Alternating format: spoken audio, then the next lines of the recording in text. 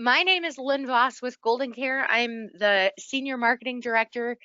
I've been here for what seems like forever, but in truth, it's only been about 17 years. So It has been I'm, forever. Come on.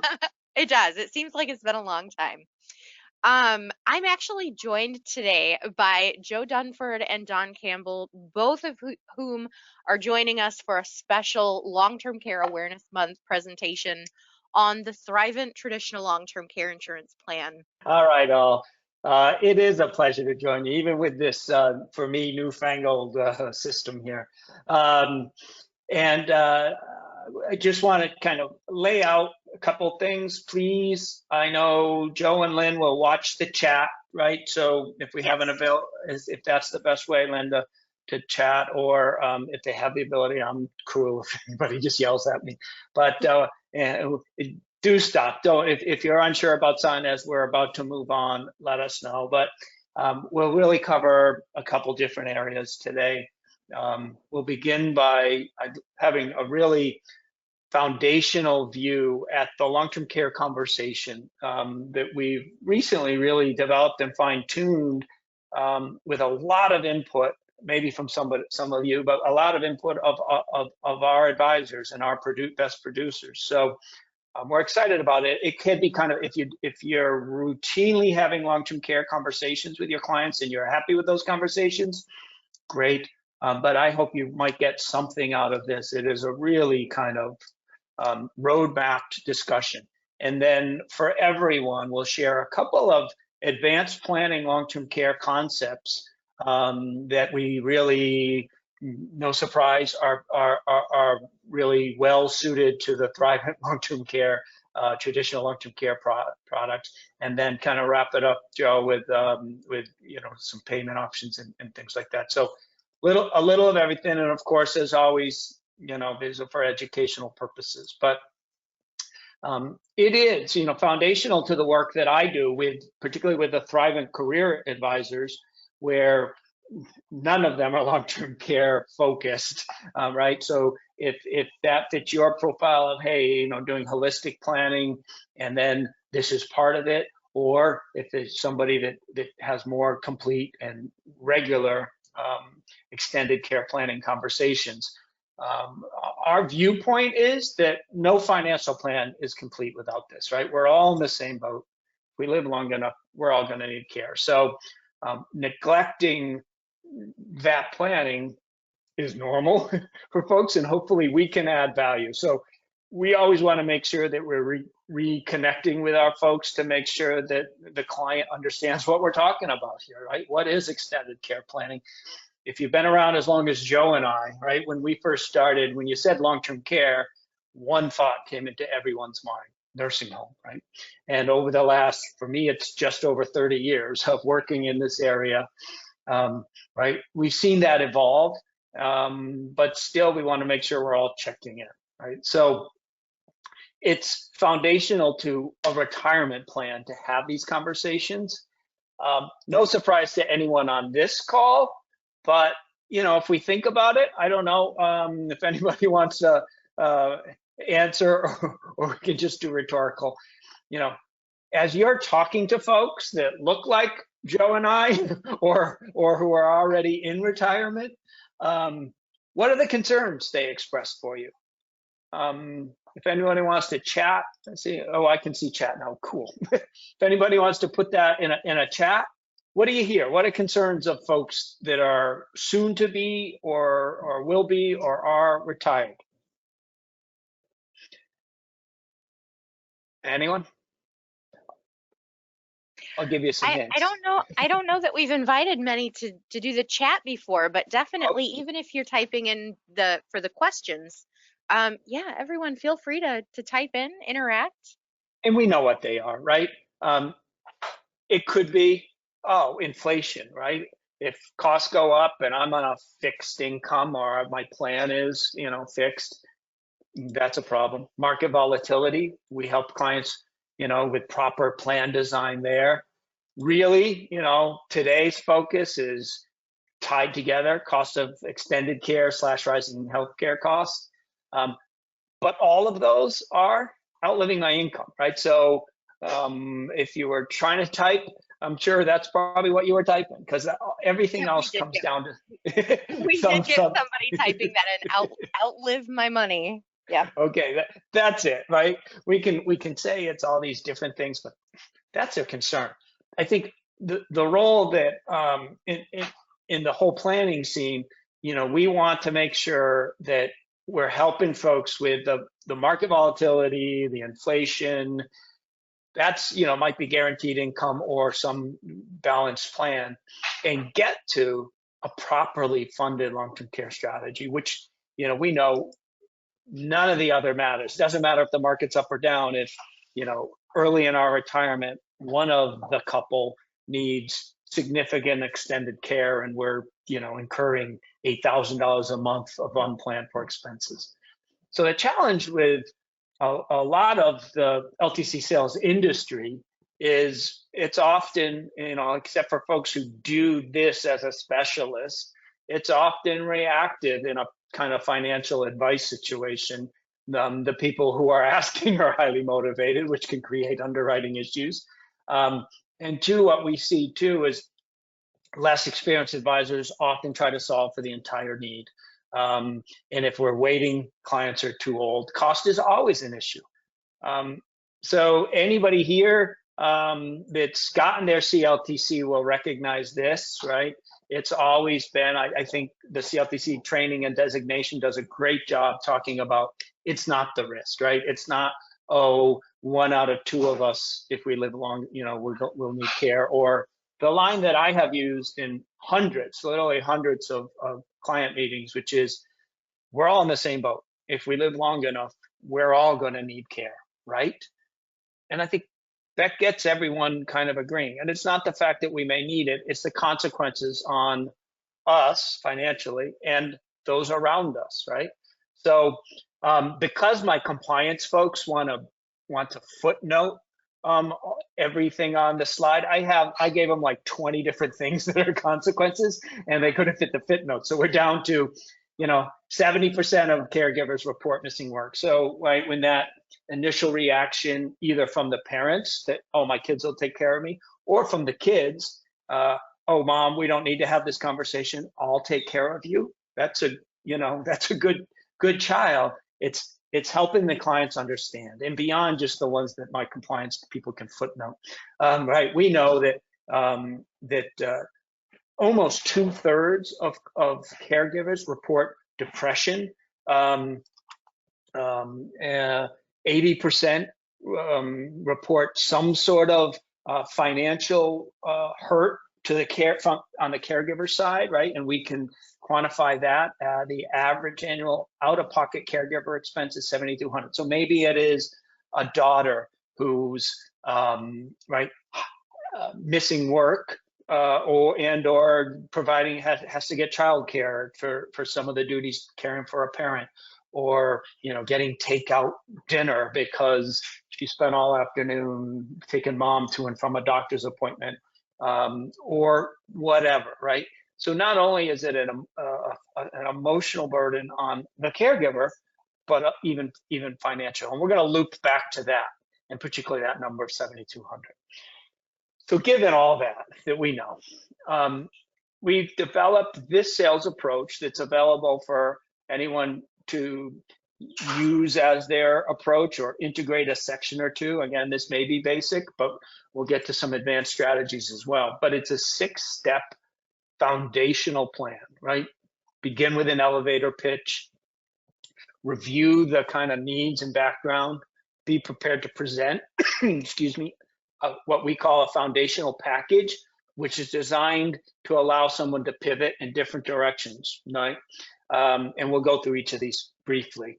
But the foundation of this whole strategy, this whole roadmap, is a written strategy for extended care. And I think, in the first slide there, we talked about, we feel that no retirement plan is complete without this strategy. Just like I talk to advisors that are doing investment advice for folks that are retiring, and they do risk tolerance work, they do asset allocation, they do income match worksheets, like how does the client feel about the guaranteedness of their income, and yet for this area that would disrupt all of that, very few have documented kind of the client's goals and approach that they would like to take. So my ask is that we change our industry so that by the day every client retires,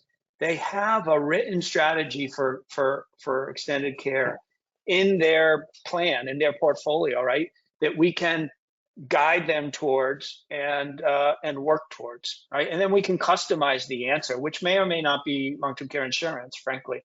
And if it is, we can apply. So, right, we have that first script. And by the way, like as Lynn knows, we're going to share anything we touch on today.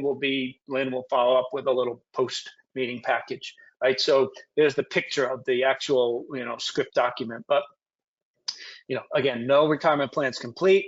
We loop back with the client, talk about, make sure we're on the same page, why we want a written strategy. And then, from there, same thing here. From there, we can work towards these certain agreements, right? What it is, what that point of view is. In the plan, we'll try to get kind of who, where, and how someone wants to have their care should they need it, right? It's pushing the client to have this conversation before it's an emergency, right? Before the kids are calling each other in the middle of the night, or mom's calling about dad in the middle of the night saying, what do we do? Right? We want to avoid all that. It certainly isn't just financial. How we fund the plan is the financial part. And so there we even have a conversation on this flyer that is a client approved flyer, right? What are the options to spur that conversation, to make sure that the client knows the real story about, maybe they assume Medicare is going to pay for long-term care. Maybe they assume that they'll get Medicaid to pay. And we want to make sure that, and if you're not comfortable having that conversation, Joe is certainly comfortable, having a call with you to make sure that you are, right? What does it mean to qualify for Medicaid financially, and what are some of the issues around that? So self-funding, certainly. Maybe you have a client who can legitimately self-fund and still reach all their other retirement goals. Their at-home spouse is still comfortable. Their legacy goals are still okay. Great. That's an option then for them. But if they can't, that's not an option, right? So long-term care insurance. And I love this picture here of the funding bucket, understanding that the best approach is probably one that considers all the alternatives, right? Rather than just self-funding, maybe I want some leverage on that. So we talk about that cost share, and what we see when we talk to some of our leading long-term care producers is that most of them are having conversations around a cost share approach, right? We can know what the cost is in any given area. It's on the Thrivent website. You can use the cost. Here in New Hampshire, where I am, I think we just have like urban and rural. But in most states, they'll have it broken down by county. We can know what the cost could be, but having a cost share makes sense to people. So we have a script that walks through a sensible approach. How most people like to be doing what most people are doing. How most people who address this do it. On the back of that piece is even a sample for what we call that foundational plan, which is, in this example, we use just the national average cost of home care. We do a 70-30 cost share there as we kind of lay out. And that comes out to $4,500 a month. As a foundational plan, we start with 3 years. That allows us to pivot farther without having sticker shock, and that base foundational plan builds into 3% compound.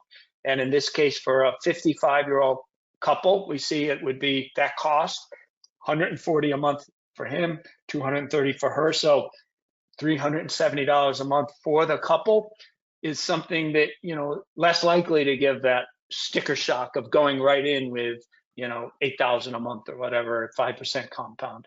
And still, this benefit has grown for this couple to over $10,000 a month, $380,000 of total benefit for that cost, right?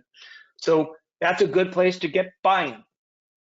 Are you comfortable with that? If you were talking to me, I might say, well, my grandmother spent a year with my mom almost, and then 11 years in assisted living. So maybe I don't think 3 years, even with shared care. Maybe I don't think 3 years is okay. Let's look at that, right? But we want to have a starting point that allows that client to pivot. And many of you are probably already doing that, I understand, but hopefully at least the written strategy, if it's not part of your practice now, is something that you can add in. It really asks the clients questions designed to elicit, right, the plan for them. We don't expect them or you to come up with the plan, right? So we've got the document that really, between some short answers and check boxes, anyone reviewing this would be able to say, okay, what now what, right? This is our goal. Maybe how do we fund it? And of course, and I know if you're working with Joe, I know that you're using the LTC Health pre-screen form, right? And if you're not, we're going to send it to everybody, right, Joe? Yeah, about 90% of the time. Okay, good. We just see, right? Yeah, certainly, if there's health issues that you're doing enough that you're familiar always, but even if it's just part of the routine, it's often, or if you have your own format, many of our long-term care focused advisors use their own format of this, that using some sort of pre-screen is definitely best practices, right? So at this point before application, right, we get the strategy, we're looking at some health. Now, maybe you're partnering with Joe on the Newman sales desk, and again, we'll send you all that contact info. Guiding, maybe just on your own, you're guiding through any customization there. So I'm gonna, let's see. Did I just pause the screen share, Joe? It jumped to the cash benefit rider, so. Oh, okay, well, good enough. Good enough. Screen share is paused, but it's not, okay. You can still see cash benefit? Yeah, I still see that. Okay. Well, so that is, and again, we're sending everyone all that.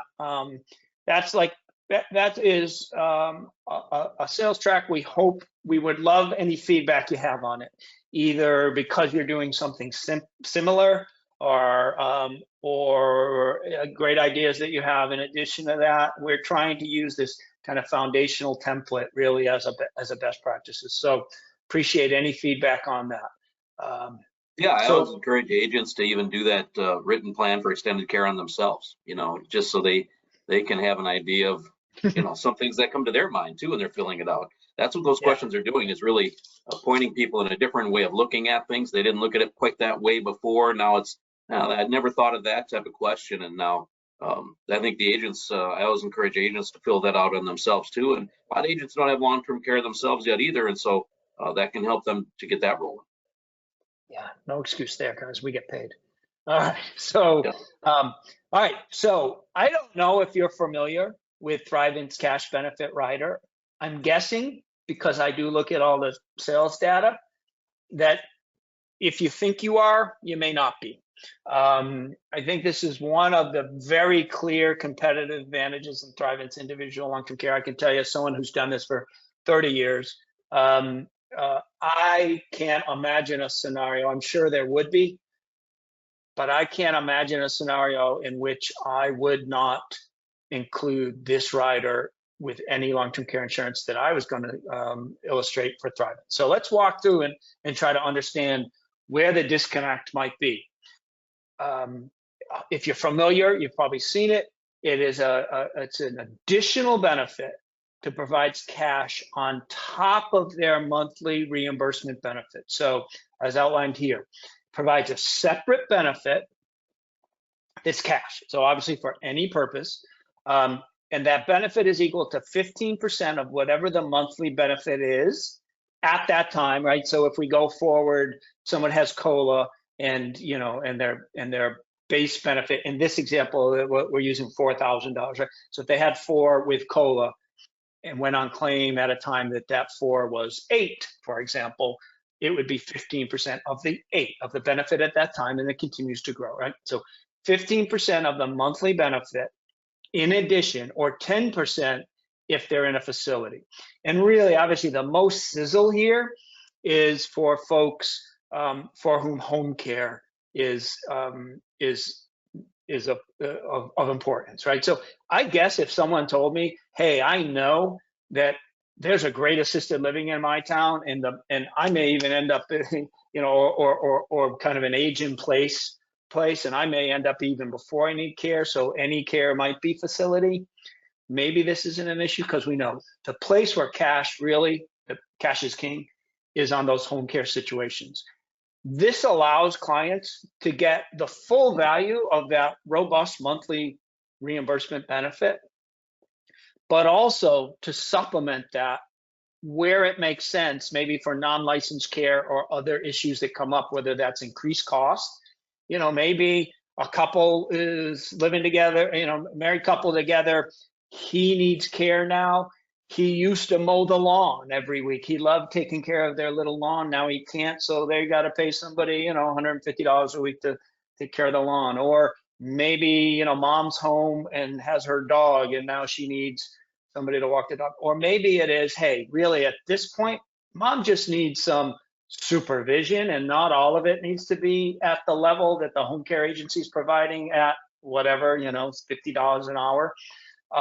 So I can pay, you know, the neighbor next door $15 or $20. Or maybe we talked about the out-of-pocket cost for caregivers.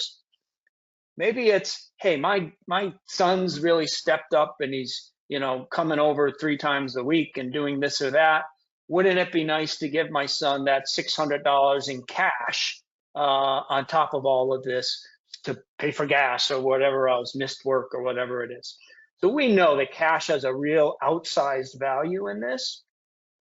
And the thing to keep in mind here is to trigger the 15% at home, or 10%, but by definition you would trigger it. But to trigger that home care 15% additional cash benefit, we need 5 days of care in a calendar month. So if you think about a $4,000 pool of money, right? If I was only receiving 5 days or you know, let's keep 15 days of home care a month, and that cost $2,000, I would still get the $600 in cash. I met the criteria, but my $4,000 benefit on, let's say, a 3-year plan would last twice as long, right? So the cash is in addition to whatever that pool of money is.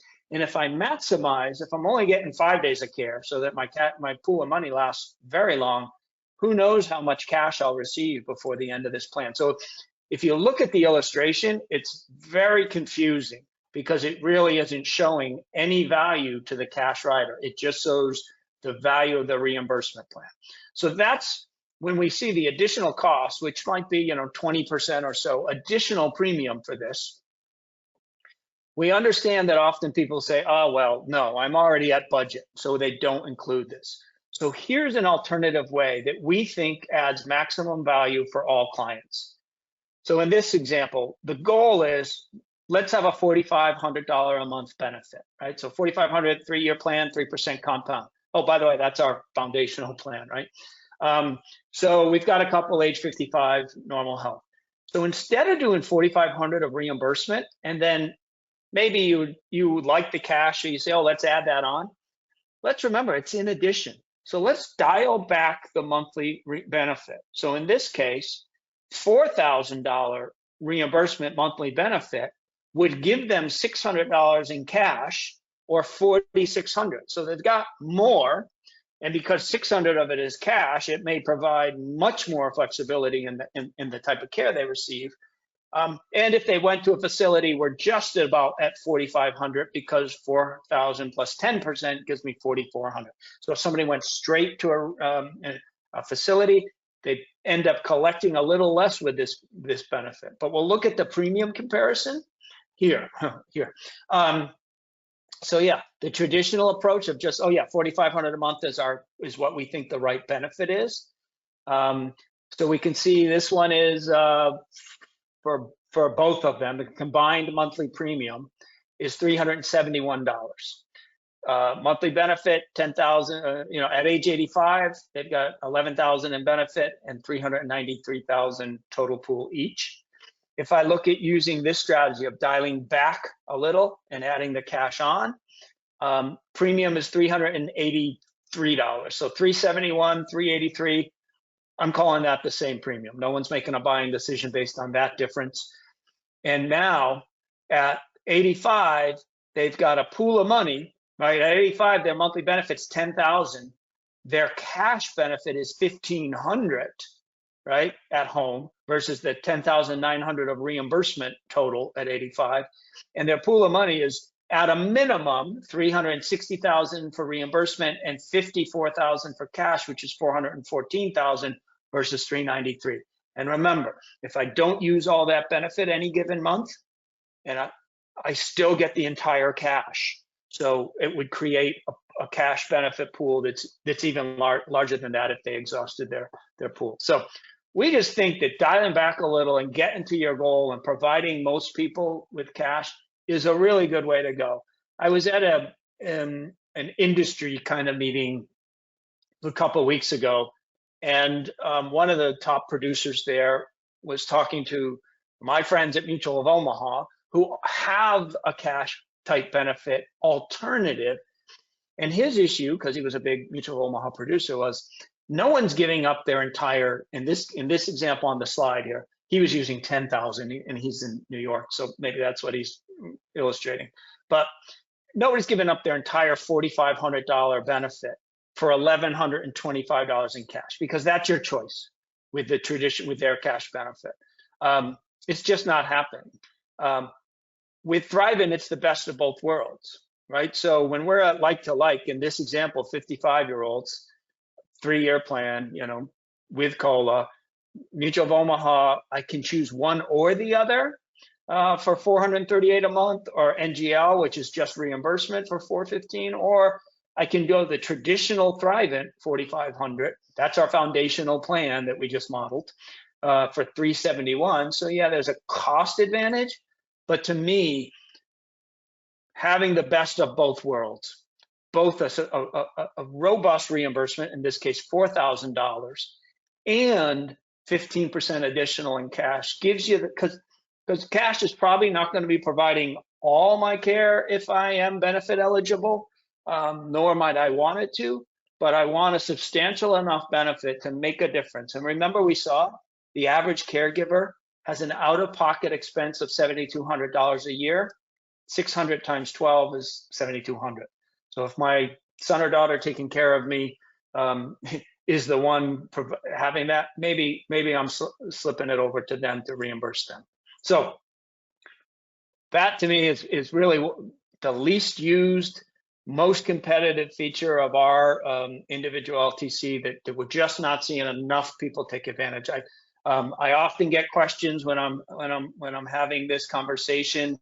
Can I add it to existing policies? And not without new underwriting, right? It's an additional benefit. But I often get that because enough people that are understanding it are thinking, yeah, that's what I'd like for myself for sure, and my clients, right? So cash benefit rider, and again, we'll send you all that. Last kind of product feature tweak here. Not a surprise, right? Like everyone, we have various riders at Thrivent to allow folks to have some sort of inflation protection, right? And we have a range of the built-in automatic increase COLA benefits, right? 1, 2, 3, 5. Great. We also have a flexible increase benefit that I think is underused. I'm going to give you one really strong sales idea where this really shines. I know traditionally as a long-term care geek, most of us know that our clients benefit from having built-in COLA. They do. We price this The reality is, if I'm talking to a 55-year-old, I'm really pricing this out for when they might need care, which if we do a good job getting them to understand that they could live to 85 and need care, those are the people who buy. And so we want to maximize that. But there are times, particularly one thing I understand is that for every client, opportunity cost means something different, right? Every dollar I put into a premium today is money that I can't invest, or if I'm a business owner, put back into my business or whatever. And having the built-in automatic COLA features results in a significantly higher premium. So here's something to understand about our flexible increase rider. Like others, I get an offer each year if I have this, and with no insurability, I can say yes or no. And if I say yes, my benefit goes up by 5% and my premium increases by a corresponding amount, right? So each time that I accept it, my premium goes up a little, but my benefit's going up. We're going to get looped back to the next point. But the last point here is if 3 consecutive offers are declined, right, no future offers are extended. Well, that's all pretty normal, except for the one that I skipped. I got to admit, I was here for about 6 months before I really processed the one that I skipped, which is with Thrivent, automatic increase offers continue even if they had all been declined when the client's on claim. So here's how this one case might play out. This client purchases at age 50. Each year in the gold here, in the first years, they're accepting very small premium increases, right? And each year their benefit and hence pool of money is going up by 5%. Somewhere like about age 57, they're saying, oh, no, I'm going to skip this year. And then as we see for the next couple of years, they're saying yes, yes, yes, yes, no, yes, yes, no. Yes, yes, no, no, yes, no, no. And then at age 71, 72, 73, they say, no, no more. My benefit's grown quite a bit, and I don't want my premium to go up. And right, once I'm in my 70s, those little 5% increases, they are noticeable. That's the problem traditionally with flexible increase benefit. It's not the early years, it's the later years, right? So now we go through a few years, they've said no, and they're not getting an offer. But at 81, they go on claim. And what most people I've spoken with, and what I didn't realize for 6 months, was we'll turn it back on automatically. They don't have to request it. If they have this rider on their policy, each year that they're on claim at their anniversary, we're starting, right, with what their benefits grown to from their accepting offers, and we're going to increase it while they're on claim. So it adds another level to this benefit that I don't see anyone else having, that might make it a good option, again, where premium's a consideration and folks legitimately have opportunity costs that make them think, I have better use of my money in addition to this. And here's one place where this is an absolute home run. We know, I hope we all know, every business owner in America gets an above the line deduction for long-term care insurance for themselves and their spouse. And, right, we know that deduction is limited to the tax, for most, for all but C Corp owners, it's limited to the tax qualified eligible premium amount. Here we are in early November, so, not early anymore. It's Thanksgiving week. Time is flying. Here we are at Thanksgiving week. So the numbers for next year just came out last month. And right, one thing too, when I say above the line, someone asked me, someone who I know knows a lot about long-term care, asked me, why do you always say above the line? You probably know this, but above the line means I don't have any hoops to jump through. Everyone's going to get this. And most importantly, the phrase above the line is used to show deductions that reduce adjusted gross income. And we know, those of us in the long-term care business are familiar with the use of adjusted gross income as a measure for other deductions, because for non-business owners, right, it all goes into your medical expense deduction. If your medical expenses exceed 7.5% of your adjusted gross income, well, there's a number of deductions like that. So helping someone reduce their AGI is really good. So let's look at the combination of understanding that every business owner in America. So does anyone on this call have any clients who happen to own their own business, who happen to work, happen to be a 1099 type person, so they're not thinking they're self-employed, but they are, right? But that might not be why we're working with them, but we know that whatever 30-odd% of Americans happen to be self-employed. So here's an idea using the tax deductibility and our future increased benefit to maximize it, right? So I don't know. Oh yeah, first of all, yeah, I'll talk. In addition, right, they get the cash monthly benefit in this plan. So this is a busy slide, but I don't know what the future is going to be for the tax qualified limit, right? It just came out this year, so we're glad it went up nicely. But to illustrate the impact of actual planning, I'm going to go back into the past where I know what they were. I can look them up, right? Oops. So in 2015 here, if we look across to the middle, it says tax qualified limit was $1,430. So if I'm a 53-year-old person who happens to be self-employed, I can deduct $1,430 up to, right, my actual premium up to this amount for myself and my spouse is 100% above the line deductible. I just can't fathom how any reasonably successful business owner would not, at least, even if it isn't a full bore plan, implement enough extended care planning to maximize that deduction. So in this example, I think it was, we took a 3-year, $5,000 a month benefit, right? So that created a pool of money of $180,000, right? That premium in today's plan is $1,414. The limit back in 2015 when I'm doing this is $1,430. So it's 100% deductible. The government is paying, assuming in this case, 25% tax rate. In essence, the government's paying 25% of your premium. Your net cost, Mr. Business Owner, is $1,061. You've got $180,000 pool of money. And if you went on claim tomorrow, you'd be getting $750 cash-free dollars too, right? So if we look through this, using the future increased benefit, where we can say yes or no, right? Next year we said no. Let's go to 2017, third line down, right? We're going to exercise the FIB because the TQ limit's up to 1530.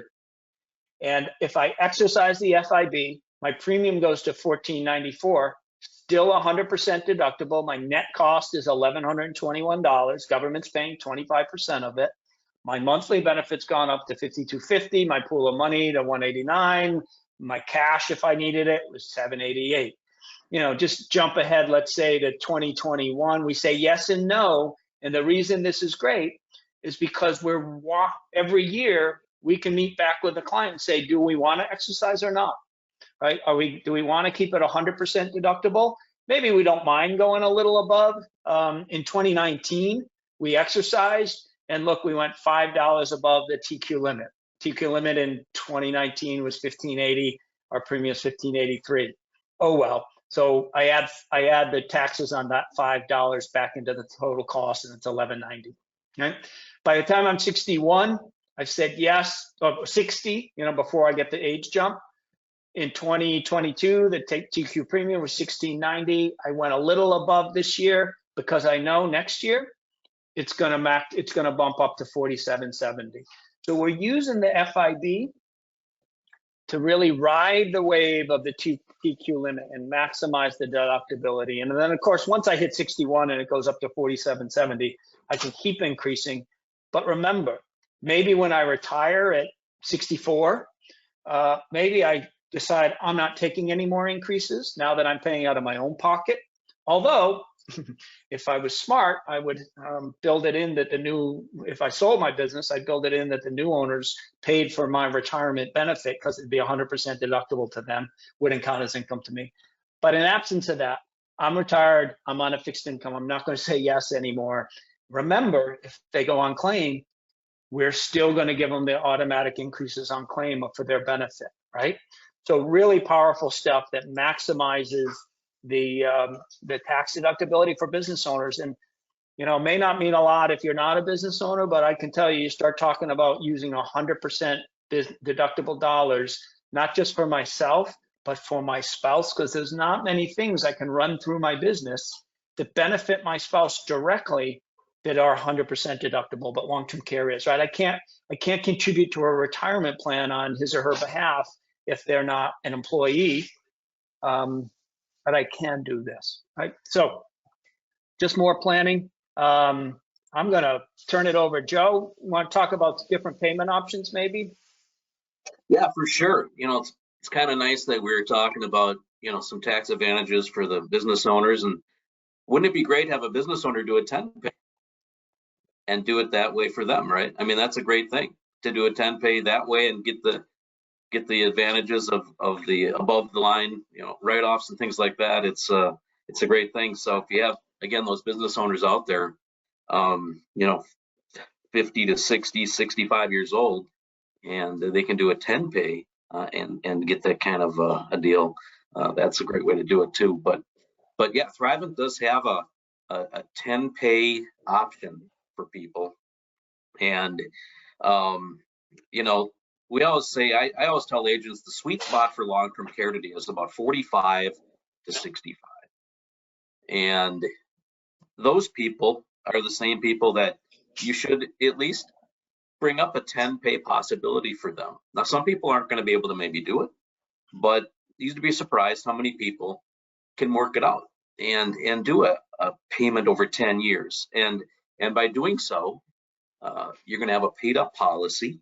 If Thrivent raises their rates someday, and they haven't done it very often, the last time was in 05, 06, believe it or not, for the older books of business. And this new plan that we have now that was built and released in 2016, they have yet to raise rates on that too. So if you can do a 10 pay and have a paid up policy, and if Thrivent has a rate increase down the road and your policy's paid up, you don't have to pay anything. They can't come back at you and request anything else. You're good to go.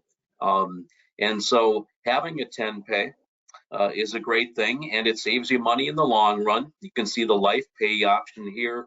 For the male, you paid in $50,155, and the female $83,458 if you paid to 85. And Joe, you have control with the mouse too. So. Oh, okay. I'll let you handle it probably at this point, but yeah. So Thrivent with the 10 pay, they have a 5-year rate guarantee on the plan, and that includes the 10 pay as well. So the first 5 years of that 10 pay guaranteed. The only possible way Thrivent could raise rates on a 10 pay is the last 5 years. And as I said, they don't raise rates very often. Probably the LTC product that Thrivent has gone the most amount of time without a pay increase than probably every other product in the country. Joe, I'll interject. So Thrivent has never raised rates on Thrivent LTC. That rate, that the 2506 was on, stuff from AA, from pre-Thrivent policies. Right.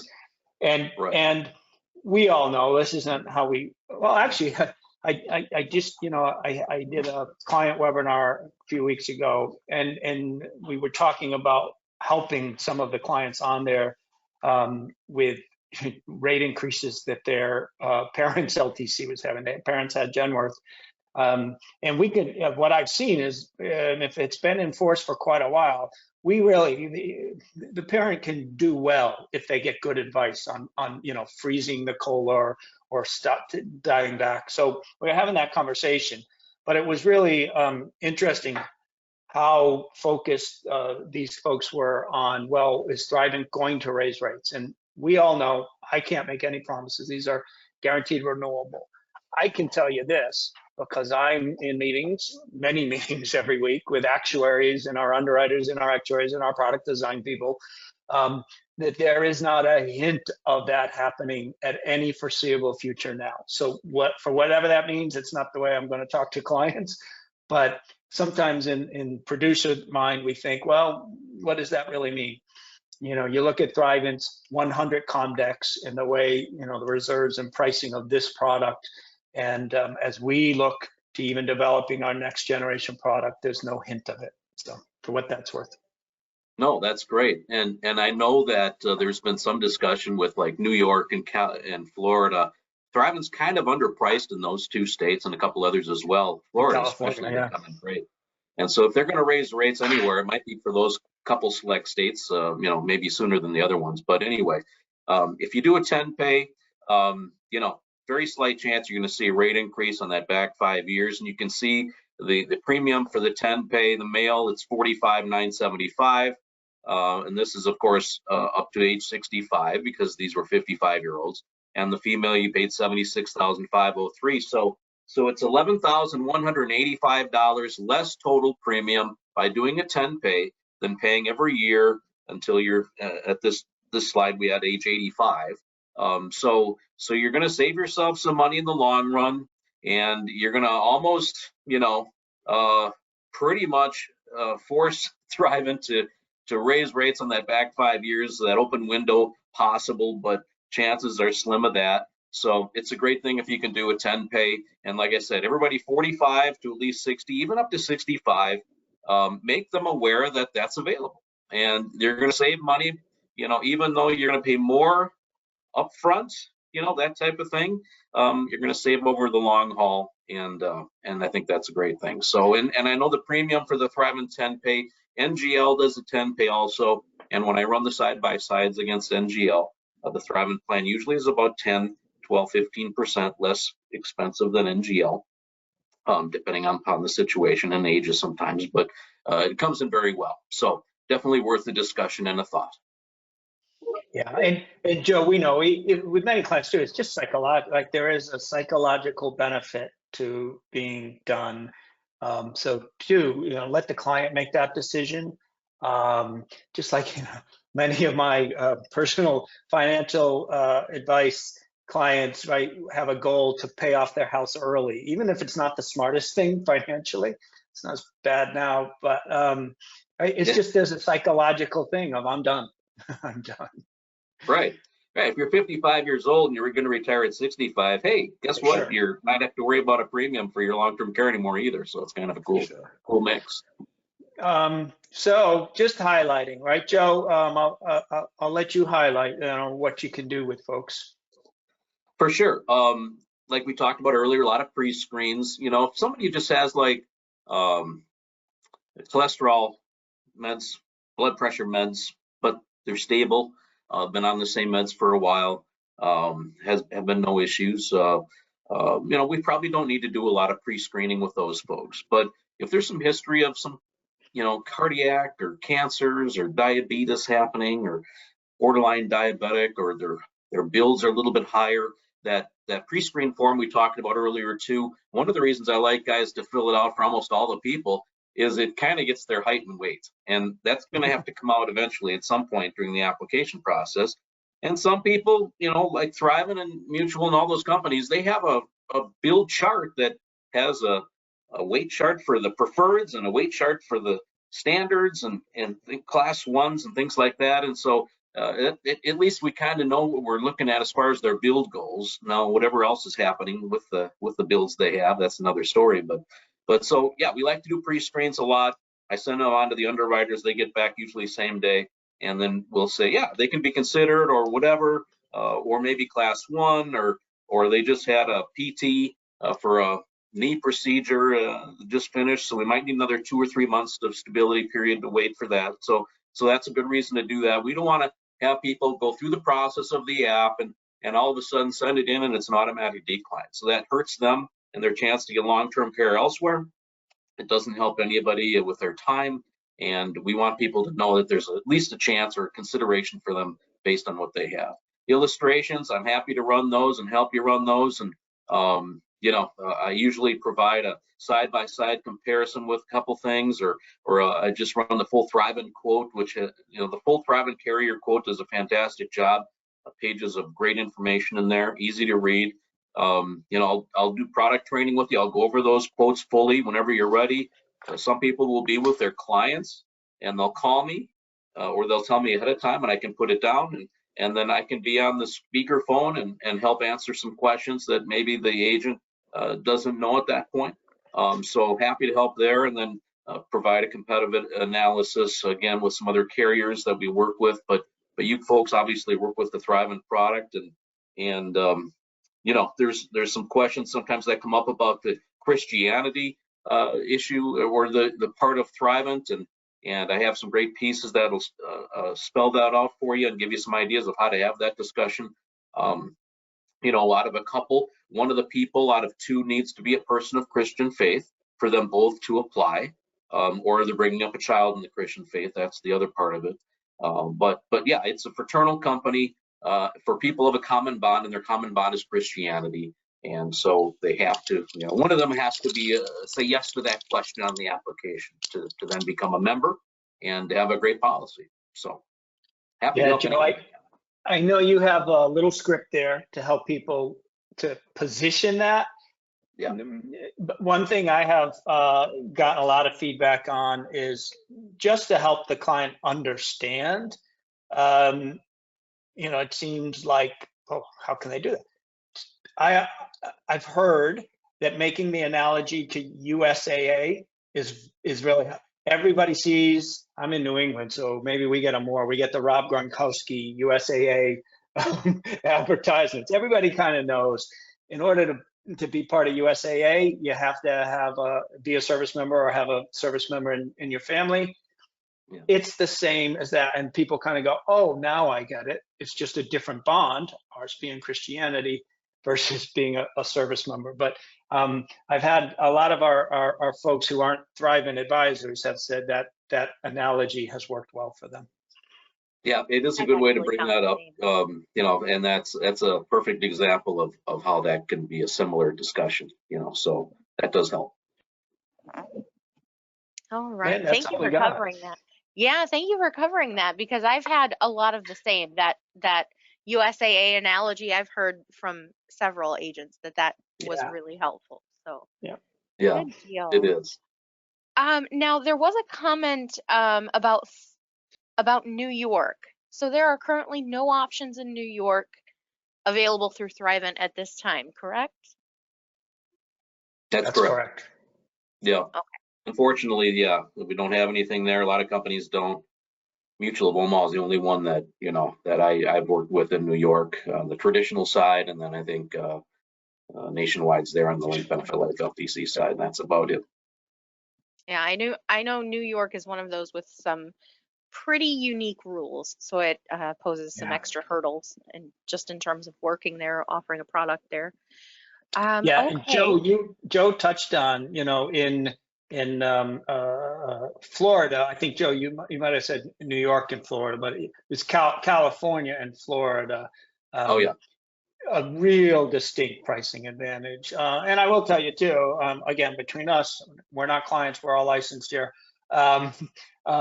Talking to the actuaries and underwriters, yeah, we don't have any plan to raise our rates anytime on planning in Florida or California, unless and until the next time we come out with a new product series. I think we would have state-specific rates in those states. But for now, if you do any long distance business with Florida or California, it's well under the market. Oh yeah, big time.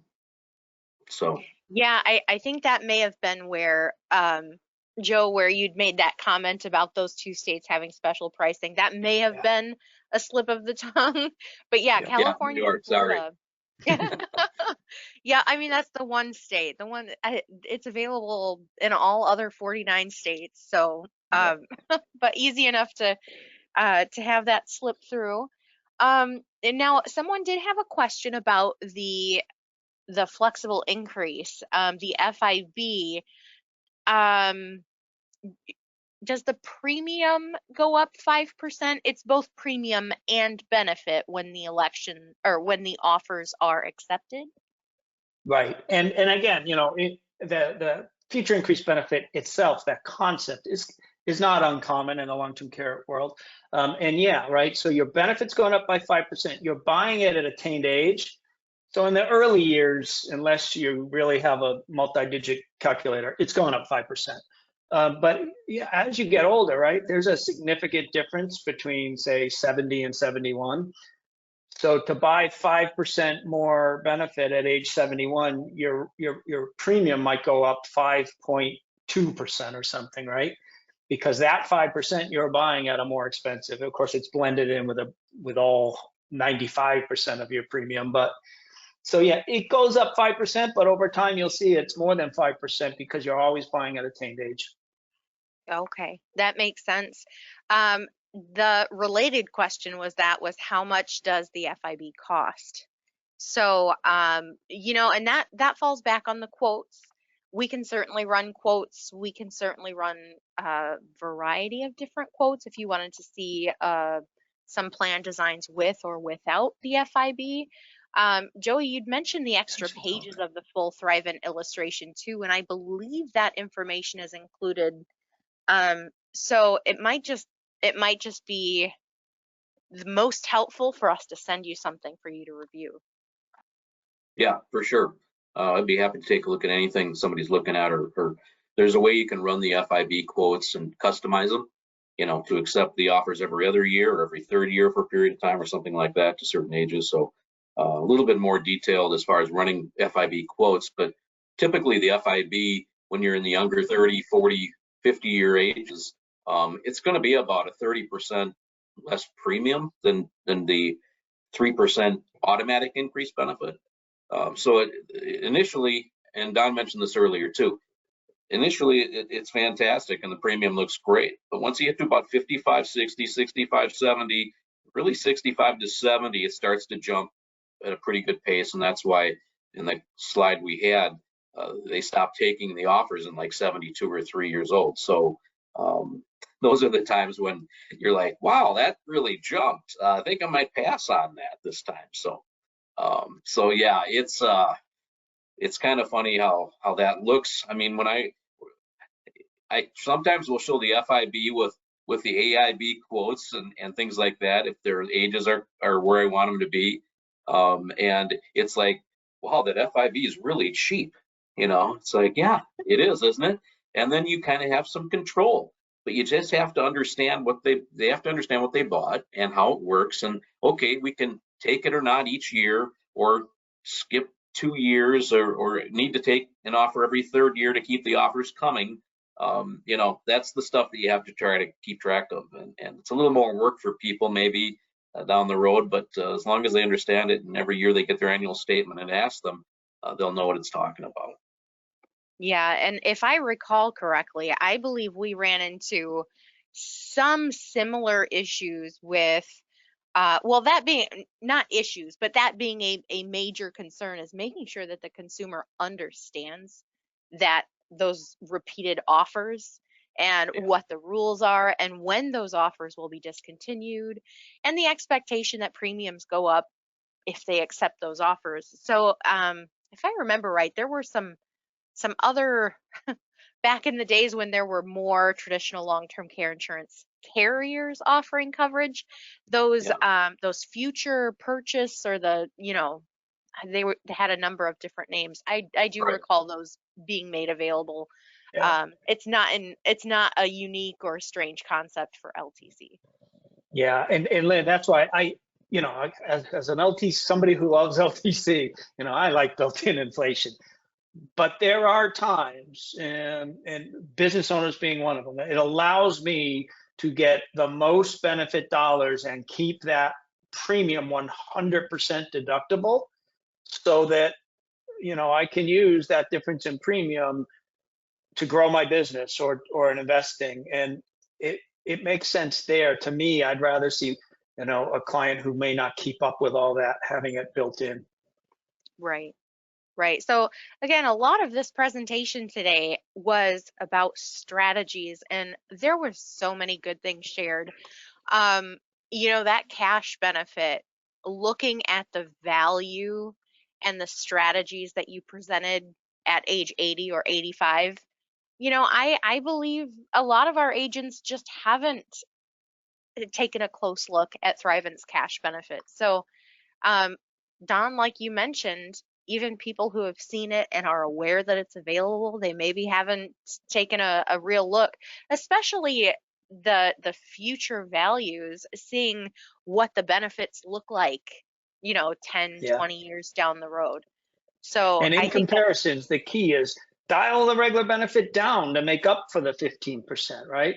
If we're, exactly. especially in a comparison against some other carriers quoting 5,000, well, we wouldn't quote 5,000 plus this, right? I think most people really love that idea of cash but don't want to pay the extra 20% to just add it on. So we Right. dial the premium back a little. All right. So someone had asked whether or not we're able to share the slides, and I am working with Thrivent on that. There may be some tweaks made. We were the guinea pigs. This is the first that, independent brokerage were shown some of these sales strategies. So there may be some tweaks made. I don't know if we'll be able to get PDF copies of those slides, um, in a couple days or next week. But I will do my best to continue prodding Craig about that. Yeah. But what I'm showing right now is actually the Long-Term Care Awareness Month Thrivent Toolkit. So that foundational plan approach, all of these are active links. And I will include this in the follow-up email. So some of these, some of these different things that Don showed in his presentation deck, this information will also be there. Don, Joe, thank you so much for going through the presentation today. We really like pulling out all the stops for LTC Awareness Month, and this new presentation hit the nail on the head. So it was perfect. Thank you, thank you, thank you for coming on as special guests today. Yep. Thanks, everybody. Appreciate it. Everybody have a great Thanksgiving. Yes, happy holidays, everyone. Golden Care is always here to serve you with new tools, new products, new ideas, and new innovations, and always the best support in the business to help you succeed. So give us a call at 800-842-7799 and check out our website at www.goldencareagent.com.